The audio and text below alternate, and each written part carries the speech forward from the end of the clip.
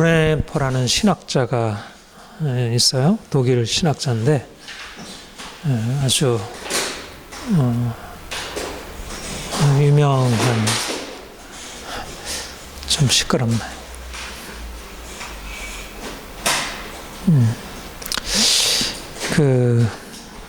이분이 이제 그 나치에 대항하다가 이렇게 순교하신 분으로 알려져 있는 신학자이면서 이제 그리스도인으로서 어떻게 살아야 할지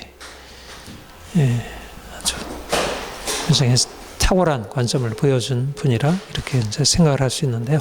이분이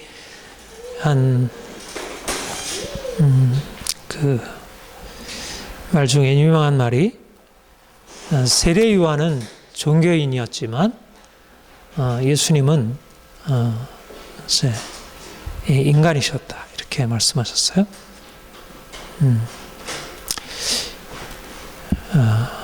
예수님이 인간이셨다는 말은 예수님은 하나님의 아들로 우리의 구원자로 오신 분이잖아요. 그래서 우리가 예수님을 생각하면 예수님 물론 이제 인간으로 이 땅에 사셨지만 그분은 우리와 다르게 우리를 위하여 대신 십자가 지시고 그래서 우리가 그를 믿음으로 영원한 생명에 이르게 하는 구원자, 구주로 그렇게 생각을 하게 돼요. 그러니까 예수님이 우리와 동일한 인간이라는 것은 우리가 그렇게 많이 생각을 안 하게 돼요.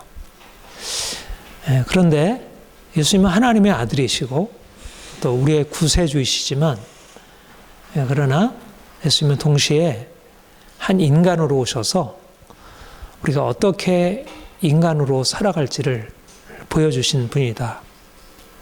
그래서 우리가 예수님을 알게 되어 하나님의 사랑을 깨닫고 또 예수를 믿음으로 말미암아 하나님의 자녀가 되어서 영원한 생명을 누리게 되는 것, 이것이 무엇보다 귀한 구원의 축복이지만 그것과 함께 우리가 예수님이 이 땅에 사신 삶을 통해서 우리가 어떻게 하나님의 자녀로서 이 땅에 살아야 할지를 깨달을 수 있다는 것입니다. 그것이 바로 예수님은 한 종교인이 아니라 인간이셨다. 그러니까 종교인이라 함은 뭔가 이제 다른 일반적인 사람들과 다르게 어떤 경건한 삶을 추구하고 기도하고 금식하고 남다르게 하나님에게만 집중하는 그런 신앙의 삶을 말한다면, 인간이라고 하면 이제 예수님이 분명히 하나님의 사랑을 이제 우리에게 가르쳐 주시고 정말 하나님께만 집중하신 분이지만, 그러나 다른 모든 사람들과 동일하게 이 땅에서 같은 것을 보고 느끼고 경험하고 동일하게 사셨다는 것. 저는 이제 요즘에 말씀을 이렇게 더 깊이 묵상하고 깨닫게 되면서 우리가 주님을 믿고 우리가 구원에 이르게 되었다는 것이 우리의 현실적인 삶에 무엇을 의미하는지를 이렇게 더 깊이 생각하게 되면서요. 예수님을 믿는다는 것은, 우리 하나님을 안다는 것은 단지 하나님과 나와의 관계만이 아니라 우리가 영혼으로서 우리 하나님을 예배하고 섬기는 것만이 아니고 우리가 한 인간으로서 이 땅에 사는 동안 진정한 인간이 되는 것이구나 하는 것에 대해서 정말 너무 강하게 느끼게 돼요. 그러니까 보네포가 말한 예수님이 한 인간이셨고 우리가 주님을 따르는 제자로서 한 인간이 되어야 한다는 사실에 대해서 아주 깊게 공감하게 됩니다. 그러니까 예수님을 믿게 되면 우리가 주님을 알기 전에는 인간이긴 하지만, 그러나 온전한 의미에서 인간다운 삶을 살아가지 못한 것이에요. 인간적이라고 할 때 뭐 그 안에 내포하고 있는 의미는 굉장히 다양한 의미가 있겠죠. 인간이라고 하면 어떤 것이 인간일 수 있을까요? 어떤 게 가장 인간다운 삶일 수 있을까요?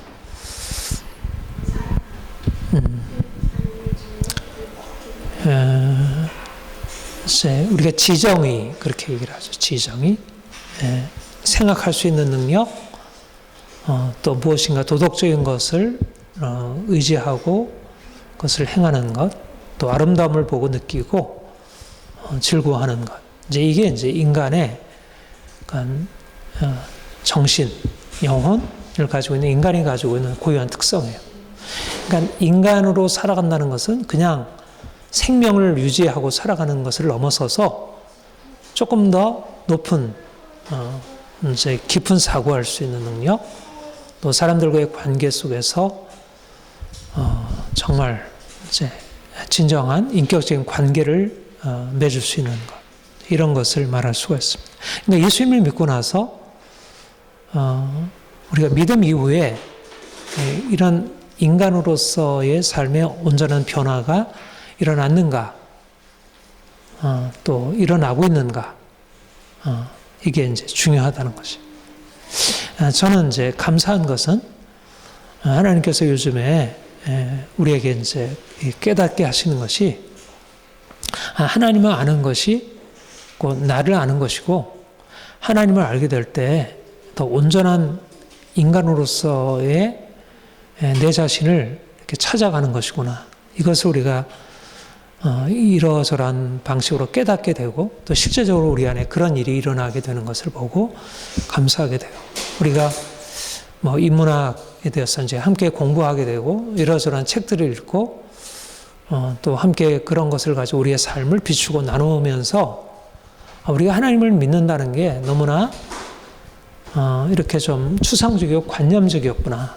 또 실질적으로 우리의 삶에 하나님이 일하시는 것들을 삶에서 좀 충분히 경험하지 못했구나. 이제 그런 생각을 하게 되고요. 저는 더 주님을 이제 알아갈수록 더 우리가 온전한 인간으로 변화되는 것, 이것이 하나님의 뜻이다. 이렇게 이제 확신하고, 저도 여러분들에게 보기에, 또 다른 사람이 보기에 목사님이 점점 인간적으로 그렇게 변하시는 게 보여요. 제게 그렇게 피드백을 종종 사람들이 해요. 요즘에 더 좀 인간적인 것 같습니다. 그렇게 느껴지고, 그러니까 내가 여러분들을 볼 때도 이전보다 훨씬 더 인간적인 면에서, 뭐 영적인 면에서 하나님을 더 알고 하나님 옆에 서려고 하는 부분에 대한 뭐 그런 부분과 함께 나타나는 증거에 있어서 좀 더 인간성을 찾아가고 있구나. 이제 그런 증거가 더 있어야 하리라 봅니다. 우리가 인간이 된다는 것, 진정한 인간성을 회복한다는 게 무엇일까요? 아까도 말씀드렸지만 인격적이다, 이렇게 말할 수가 있습니다. 인격, 지정이 인격.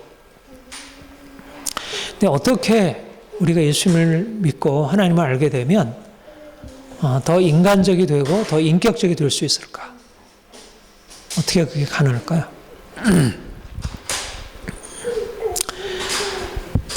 하나님은 인격의 근원이셔요. 우리가 하나님을 사랑이라 이렇게 얘기를 하죠. 그러니까 하나님을 우리가 안다는 것은 그분의 사랑을 알고, 우리가 그분의 사랑을 받고, 또 그분을 사랑하고, 또 그분에게 받은 사랑으로 사람들을 사랑하는 것이다. 이렇게 말할 수 있어요.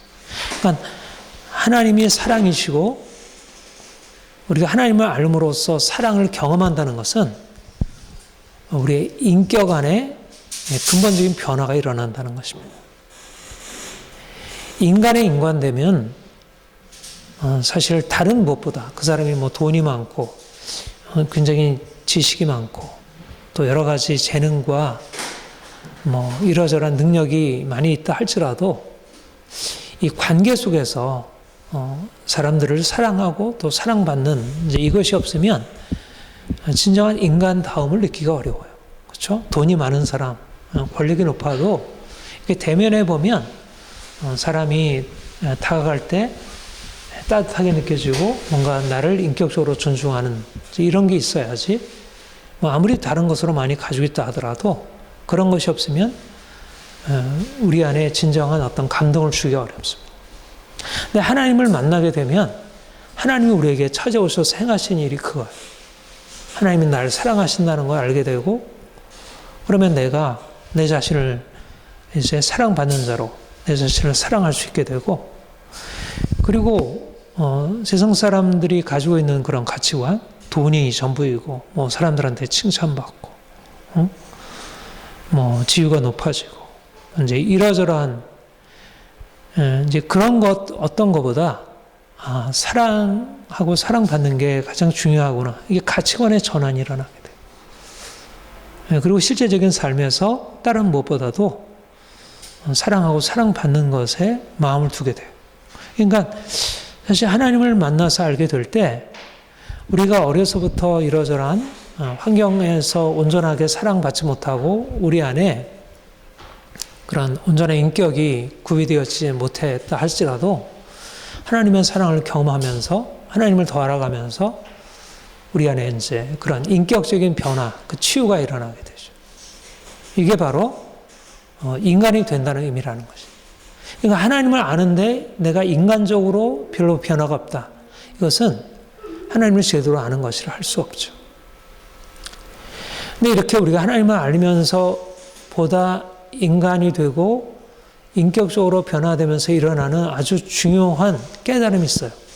그게 뭐냐면 우리가 주님을 알기 전에 살아왔던 우리의 세상, 하나님을 알지 못하는 사람들이 살아가는 삶의 모습과 하나님 안에서 사는 삶의 모습이 크게 대조되는 걸 보게 됩니다. 세상은 진정한 인간됨, 진정한 인격적인 사랑의 관계를 추구하는 것이 너무나 약하죠. 그렇죠? 그보다 돈, 이런 물질적인 것, 그런 보여지는 어떤 이제 그런 것이 사람들의 이제 삶을 끌어가잖아요. 그러니까 우리가 하나님을 알게 되면서 세상이 이게 이상하게 되었구나 하는 걸 깨닫게 돼요. 우리 전에는 세상이 좋아하는 거, 돈 좋아하고 사람들의 인정, 칭찬해 주는 거 좋아하고 그냥 자기가 원하는 대로 이것저것 다 할 수 있으면 그게 좋다고 생각했는데 주님을 알고 보니까 그게 진정한 삶이 아니고 그것이 잘못된 욕망이라는 걸 깨닫게 돼요. 그게 죄라는 걸 알게 되고 그런 삶을 그대로 살아가게 되면 우리 인생이 온전하지 못하는 걸 알게 돼요. 그러니까 사실은 하나님의 사랑을 알고 인격적으로 되면 될수록 이전의 세상에서 너무 자연스럽게 받아들였던 삶의 습관에 대한 비판적인 생각이 일어나게 되고 내가 주님을 더 깊이 알려고 하면 이런 삶에 대해서 내 거리를 두고 그것을 끊어야겠다는 그런 마음이, 그런 깨달음이 주어져요. 그래서 하나님의 사랑 안에서 우리가 막 기뻐하고 좋아하고 감사하는 것과 함께 우리가 이전에 너무나 자연스럽고 살던 삶에 대한 뭔가 이렇게 정리해야 하고 거리를 둬야 하는 이제 그런 사실 이중적인 그런 어떤 삶에 대한 관점이 열리게 되죠. 오늘 말씀이 이제 금식에 관한 말씀이에요. 이제 세례요한의 제자들과 바리새인의 제자들이 와서 왜 예수님 당신의 제자들은 금식하지 않습니까? 이제 이렇게 질문하는 것이죠. 이 금식 사실 요즘엔 우리가 이렇게 신앙생활하는데 이렇게 금식을 그렇게 크게 해야 한다든가 하려고 하지 그렇게 않죠. 저는 어려서 금식을 때때로 했어요. 고등학교 때도 하기도 하고. 근데 이제 우리 개신교에서 그렇게 금식을 그런 큰 의미를 두진 않아요. 근데 예수님 당시에는 예수님 자신도 그러셨고 바리새인, 세례요한 다 금식을 했어요. 금식은 하나님과의 관계에 있어서 너무나 중요한 하나의 이제 종교적인 실천이었다 할 수 있습니다. 근데 왜 금식을 했을까요? 당시의 사람들이 왜 금식을 했을까요? 구약에서도 금식을 말하고 있거든요. 금식은 왜 하는 것이죠? 그냥 밥을 안 먹는 거, 이제 음식을 금하는 거, 이게 이제 금식인데 왜 밥을 안 먹고 금식을 꼭 금해야 될까? 사실은 금식 안에 내포되어 있는 건 뭐냐면 우리가 먹는 것이야말로 우리의 육체의 욕구의 가장 근원적인 거예요. 가장 기본적인 거예요. 우리가 먹는 것, 우리의 욕구 그 자체는 하나님이 주신 것이지만 사실 우리가 세상을 살아갈 때 하나님이 주신 욕구가 하나님을 거슬러서 하나님의 뜻을 떠나서 세상을 추구하는 그런 잘못된 욕망으로 변질됐어요. 그러니까 하나님께로 나아가게 되면 하나님을 온전히 사랑하고 하나님의 뜻을 따라 행하려고 하면 우리의 욕망이 큰 장애물이 되는 걸 보게 돼요. 그래서 내가 하나님께 나가려고 하더라도 자꾸 세상이 나를 끌고 가는 것을 보게 돼요. 그러니까 결국 우리가 하나님께로 온전하게 나아가서 하나님과의 인격적인 관계를 맺으려면 이전에 맺고 있었던 세상에 대한 이 끊음, 그게 필요하다는 거예요. 바로 그것을 가시적으로 실천하는 것이 바로 금식이에요. 세상 욕망을 끊고 내가 하나님께 집중하겠다는 거예요. 그러니까 우리가 보통 이제 뭐 3일 금식, 일주일 금식, 뭐 열흘, 2주, 뭐 또 40일까지 뭐 이렇게 금식을 하는데 저도 이제 금식을 하면 진짜 아무것도 안 하고 이제 정말 이제 말씀, 기도 뭐 이렇게 해서 이제 하나님께만 집중하게 되는. 그러니까 어떻게 보면 이제 그것을 통해서 우리가 모든 것을 다 하면서 하나님께 기도해도 되지만 이제 그런 어떤 가시적인 실천을 통해서 이제 하나님께 더 나아가는 것을 이제 몸으로 느끼면서 나아가는 것이죠. 근데 그 중심은 뭐냐면 그 행위 자체, 밥을 먹지 않는 그 행위 자체가 하나님께 나아가는 게 아니라 밥을 먹지 않는 그 금식이라는 그 행위 안에서 내가 하나님께로 집중한다고 하는 그 결심, 결단을 가지고 나아가는 게 중요해요. 하나님을 향한 마음. 그러니까 이전에 내가 세상을 향하던 것, 하나님보다 세상 사랑하고 돈을 사랑하고 쾌락을 사랑하고 사람들을 사랑하고 이렇게 살아왔던 삶을 돌이켜서 내가 이제 하나님께로만 돌이켰습니다. 그렇지 않으면 내가 이전에 살았던 삶에 대한 회개하는 마음, 이것이 이제 금식으로 표현이 돼요. 그러면 온전하게 금식을 하면 어떻게 될까요? 온전하게 금식을 하면 우리가 이전에 세상에 추구하던 것이 이렇게 내려지고 세상에 분주하게 살아갈 때는 듣지 못했던 하나님의 음성을 듣게 되고 하나님 뜻을 깨닫게 돼요. 그래서 내가 이렇게 잘못 살았구나. 내가 하나님을 떠나서 내가 헛된 것을 추구하고 살았구나. 그래서 하나님과의 관계에 회복이 일어나게 되고 내 안에 있는 영적인 어둠이 사라지는 것을 경험할 수 있게 됩니다. 그러니까는 사실 이제 금식의 목적은 하나님과의 관계 회복이에요. 하나님이 나를 사랑하시는구나. 하나님이 이렇게 내 삶에 이런 어떤 변화를 요구하시는구나. 이런 것을 알게 되죠. 그러니까 중요한 것은 내가 육체의 욕망을 내려놓고 마음을 전적으로 하나님께 집중하는 금식의 실천을 통해서 우리가 하나님이 누구신지를 알게 되는 게 중요하다는 거예요. 그런데 하나님이 누구시다고 했죠? 하나님은 사랑의 하나님이죠. 그러니까 금식이라는 행위는 막 우리를 고통스럽게 만드는 그 행위보다 오히려 내가 붙들고 있는 세상의 잘못된 욕망과 세상 즐거움 이런 것을 향한 마음을 끊고 나아가다 보면 더 좋은 것, 더 하나님 안에 더 풍성한 하나님의 사랑을 우리가 발견하게 되고 그분 안에서 참된 기쁨을 얻게 돼요. 그러니까 금식의 제대로 된 금식의 방향은 우리를 이렇게 누르고 우리의 마음을 슬프게 하고 고통스럽게 하기보다 그 과정 자체는 고통스럽지만 우리 그것을 통해서 하나님을 발견하게 되니까 진정 기쁨과 자유함이 일어나게 되죠. 그러니까 우리 구약의 에스라 이제 그 학사가 이제 금식을 실천하고 사람들이 와서 이제 회개를 해요. 이렇게 성경을 읽고 묵상하고 또 밤낮으로 이제 금식하며 회개해요. 그리고 나서 하나님께서 그들에게 성령으로 큰 기쁨을 주셔요. 그래서 막 하나님을 찬양하고 그렇게 돼요. 그러니까 금식이라고 하는 것은 죄에 대한 슬퍼하는 마음, 또 내가 이제까지 삶을 살아왔던 것을 돌이키는 마음이지만 그걸 통해서 하나님의 은혜를 발견하고 큰 기쁨과 자유함을 얻게 됩니다. 예수님이 40일 동안 금식하셨어요. 예수님도 사실은 바리새인이나 세례요한 이상으로 금식을 하신 분이고 사실 공생의 사역을 시작하기 전에 금식으로부터 출발하신 분이죠. 40일 동안 금식하셨으니까 엄청난 이제 여러분들도 잘 알잖아요. 금식한 후에 이제 사단이 시험한 것. 그러니까 예수님이 금식한 이후에 어떻게 되었죠? 그가 성령으로 충만해져서 갈릴리로 돌아다니면서 하나님 나라 복음을 전파하시고 병자들을 고치시고 귀신 들린 자들을 자유케 하셨어요.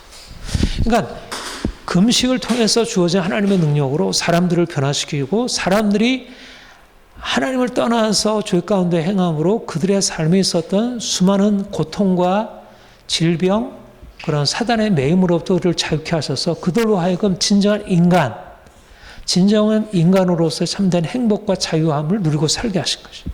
그러니까 금식을 통해서 주어진 하나님의 은혜는 사실 성령의 능력이었고 성령의 능력은 사람들을 하나님의 사랑 안에서 진정한 자유함으로 나가게 하는 것이었어요. 이게 바로 금식의 의미였다는 거예요. 무슨 말인지 이해가 되죠?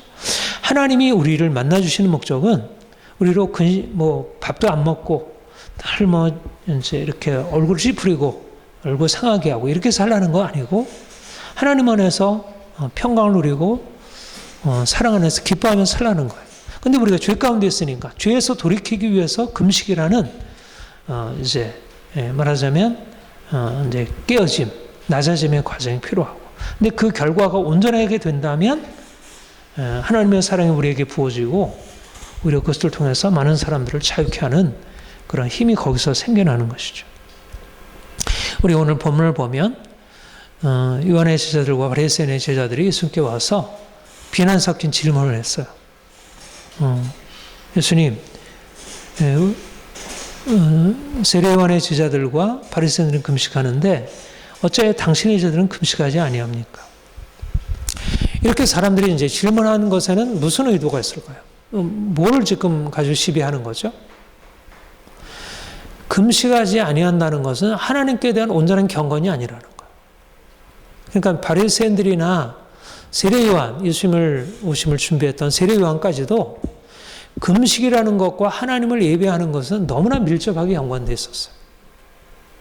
금식이라는 그런 종교적인 실천을 통해서 그들의 마음이 낮아지고 깨어지는 마음으로, 회개하는 마음으로 나아갈 때 비로소 그들이 하나님을 만나고 하나님이 그들을 기뻐하시고 그들의 삶에 하나님의 축복이 주어진다, 이렇게 생각한 것입니다. 그런데 사실은 바리새인들이나 세례요한의 제자들, 그리고 예수님께 질문했던 이 사람들이 알지 못한 사실이 있었어요. 그게 뭐냐면 아무리 종교적인 형식을 가지고 있다 하더라도, 금식이라는 종교적인 형식을 가지고 있다 하더라도 그 마음 안에 하나님을 담지 않을 수 있고요. 또 그런 형식이 없다 할지라도 하나님이 기뻐하시는 경건의 마음을 가질 수 있다는 거예요. 우리가 이제 지난주에 이제 그 앞에 본문, 그러니까 바리새인들이 이제 예수님이 그 세리 마태 친구들과 함께 이렇게 식사를 하시니까 바리새인들이 이제 예수님의 이제 그런 식사하시는 것을 보고 비난했잖아요.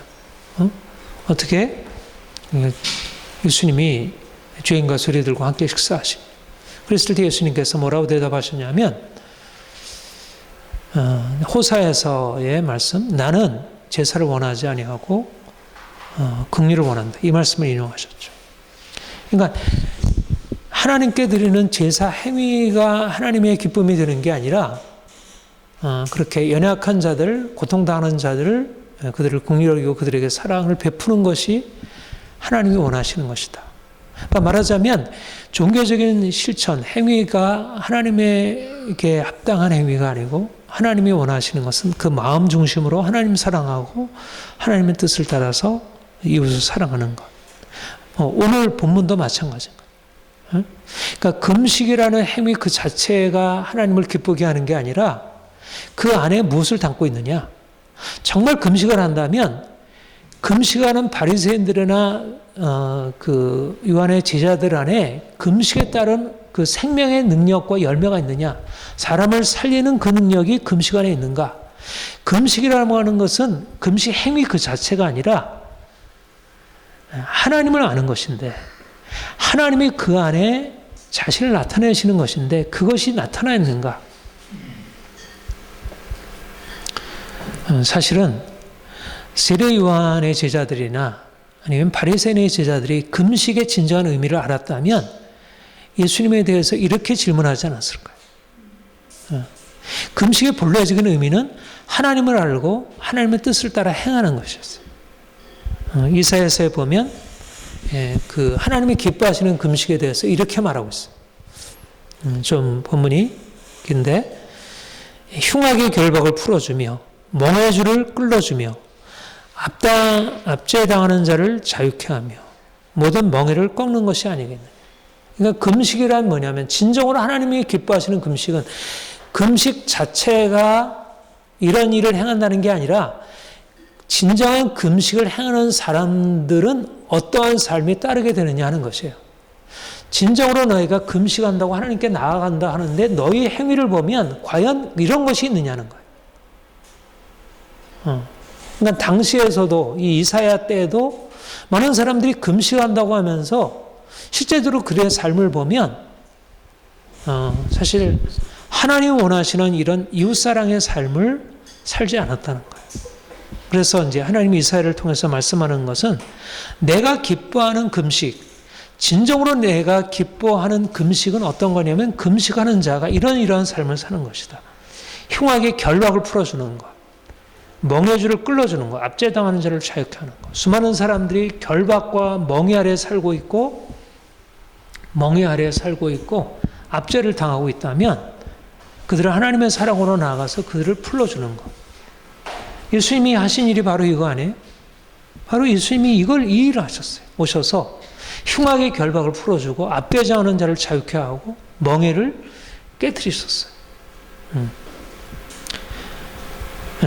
그러니까 예수님 자신도 물론 금식하셨지만 예수님의 제자들이 금식하지 않았다 할지라도 바로 예수님의 삶 안에는 진정한 하나님께 기쁨이 되는 그런 금식의 실천이 있었던 거예요. 금식의 목적은 금식 행위 자체가 아니라 금식을 통해서 하나님을 만나서 그것을 실천하고 있느냐 하는 것이죠. 제사 행위 자체가 목적이 아니라 제사를 드림으로 하나님을 만난 사람으로서 삶에서 그것이 있느냐.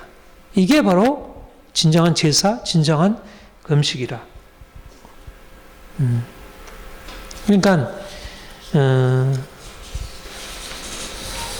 바리새인들이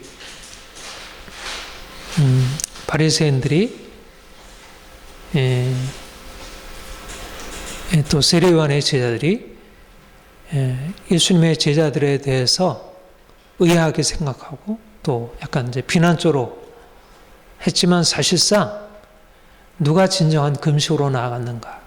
이것은 주님께서 진정한 금식의 의미를 아셨고 실제적으로 그분의 삶은 진정한 금식을 통해서 드러낼 삶을 보여주신 것입니다. 그리고 오늘 본문의 말씀에서 내가 오므로 이제 하나님이 누구신지 새롭게 너희에게 알려주게 되었다, 이렇게 말씀하셔요.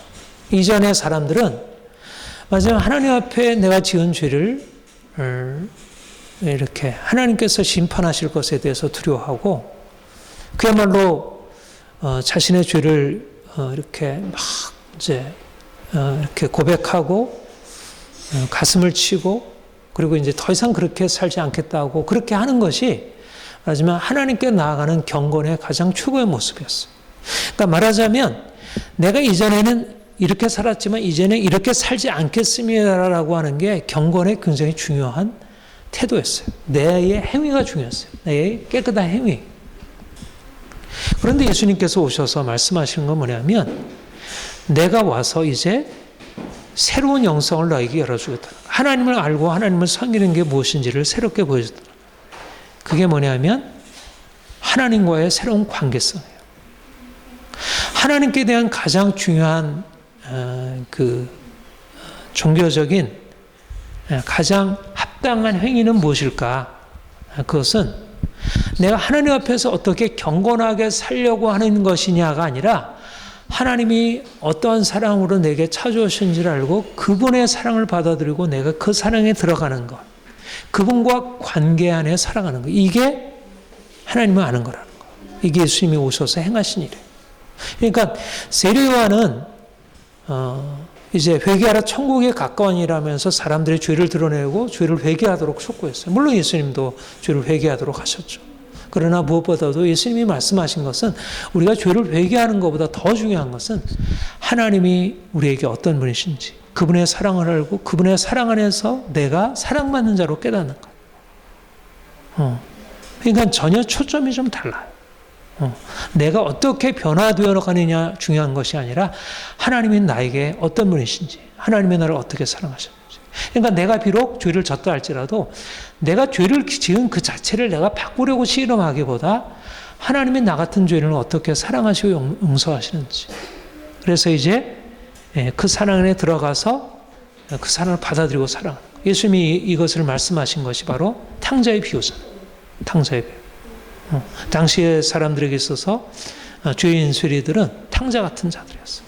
그러나 하나님은 그들이 그 죄를 회개해서 그들이 깨끗한 생활을 하는 그것으로 인해서 그들을 받으신 것이 아니라 하나님의 사랑 안에 들어와서 그들이 하나님의 사랑을 받고 그들 안에 변화가 일어난 것이죠. 사실 이것이 바로 하나님이 우리에게 말씀하시는 하나님과의 관계성이에요. 예수님이 이 땅에 오셔서 우리에게 알려주신 것은 이제 나와의 관계 안으로 들어와라.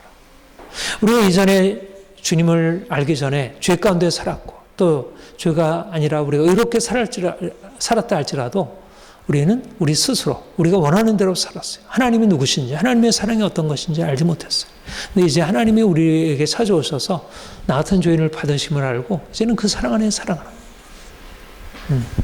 그렇게 되면 이제 우리가 어떻게 살아야지 하나님이 나를 기뻐하실까 하는 것에 우선순위가 있는 게 아니라 하나님이 나를 사랑하신다는 사실을 받아들이고 내가 내 삶 전체를 하나님의 은혜 안에서 바라보게 돼요. 그러니까 이제까지는 내가 또 이것도 잘못했네. 이거 바꿔야 되는데 늘 어떻든 전전긍긍하고 내 자신을 붙들고 씨름하는 삶을 했다면 이제는 그게 아니라 하나님이 나를 사랑하셔. 하나님이 내 삶의 모든 것이요. 그리고 내가 비록 부족하고 온전하지 못하지만 하나님이 나에게 가장 좋은 것을 채우실 거예요. 이제 내가 하나님 안에서 기뻐하고 감사하고 하나님 주신 것을 누리고 살아야지. 이게 바로 우리가 믿음 안에서 누리게 되는 새로운 영성이라는 거예요. 기독교는 금욕주의가 아니에요. 사실은 금식은 사실 일종의 금욕이에요. 우리가 죄를 끊고 내가 성결한 삶을 살아가는 거예요. 물론 우리가 주님께 나가는데 죄를 끊고 우리의 욕망을 절제하고 나아가는 게 필요해요. 그러나 그것보다 더 중요한 것은 뭐냐면 사실은 하나님이 우리의 삶의 전체를 회복하시고 온전케 하신다는 거예요. 그러니까 주님이 오신 목적은 우리를 자유케 하는 거예요. 우리를 죄에서 자유케 하시고 우리를 율법에서부터 자유케 하시고 우리를 모든 결박, 멍에로부터 자유케 하시고 그러니까 우리 하나님을 알게 되면 하나님을 만나서 더 그냥 힘들게 어렵게 살아가는 게 아니라 오히려 하나님 만날수록 이전에 묶여있었던 이것 해서도 안 되고 저거 해서도 안 되는 그런 묶여있는 인생에서 하나님 안에서 하나님이 나에게 모든 것을 주셨네. 그러니까 하나님 안에서 좀 더 내 인생을 감사하고 자유롭고 인생에 문제가 있고 사람들이 문제가 있고 이 세상에 문제가 있고 어떻게 된다 할지라도 하나님은 나를 사랑하시니까 내 인생에 모든 것을 주실 거야.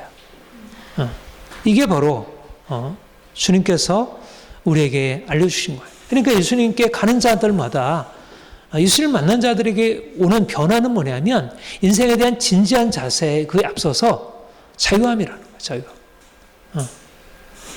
그러니까 기독교 신앙은 경직된 율법이 아니에요. 경직된 율법주의가 아니에요.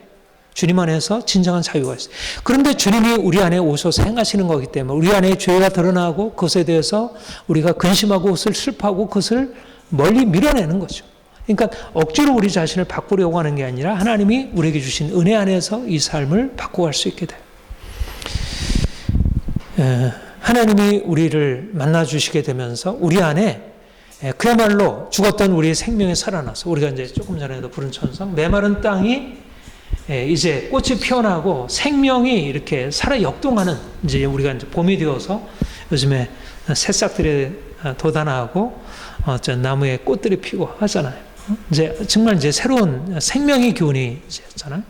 우리 주님이 우리 안에 오시게 되면 마치 우리가 봄이 되어서 꽃이 피고 이렇게 새싹 돋아나고 이건 뭐 사람이 어떻게 할 수 있는 게 아니잖아요. 그냥 생명의 작용이죠.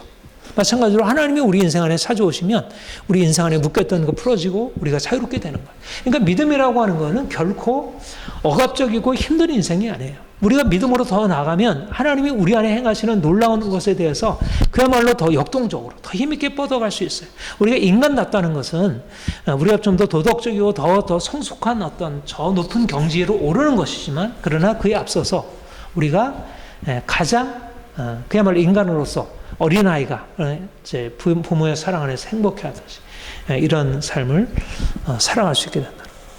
그러니까 우리가 주님을 알게 되는 게 얼마나 놀라운 것인지요.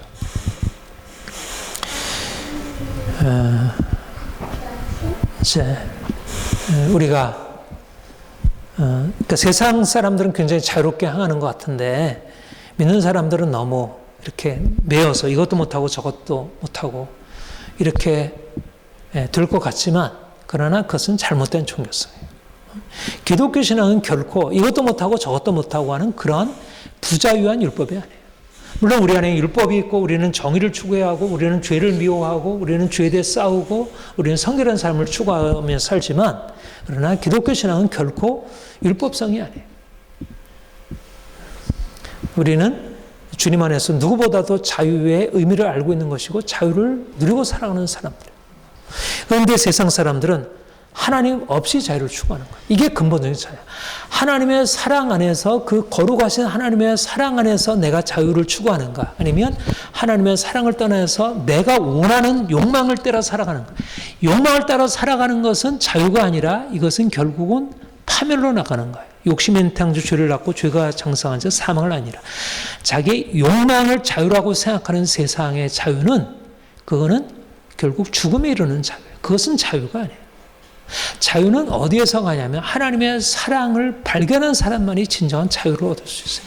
하나님의 사랑이 있을 때만 진정한 깨끗함을 유지하면서 자유를 누릴 수 있어요.